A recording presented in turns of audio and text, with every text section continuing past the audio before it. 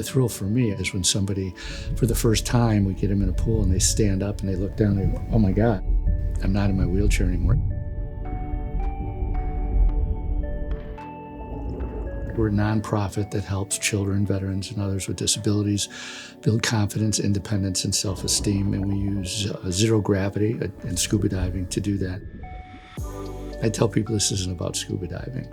This is really about taking that unrealized human potential that exists in people with disabilities and creating that paradigm shift. And now they don't self-identify as somebody with a disability as much as like, wow, I can dive. It's really cool.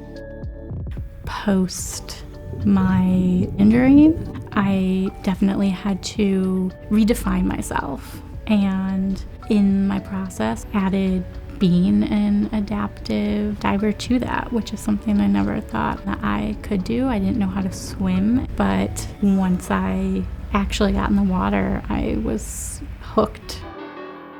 Having programs like this be available to people with disabilities is important because not everyone is going to be able to go out and do wheelchair basketball, but because of the nature of water, so many people are able to get in and experience something special. It's not just scuba therapy, but it's therapy that touches us in all the ways that it can, which is body, mind, and spirit.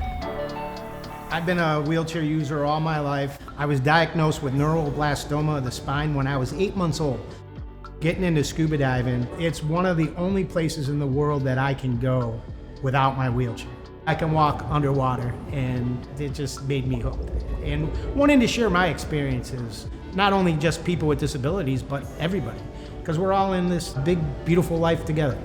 When I speak to people about what DiveHeart does and explain that we're also Rotarians, it seems so perfect, the connection, because Rotary is about community, but they're also global. And DiveHeart is about community. It's about building teams in various communities, but our reach is also global.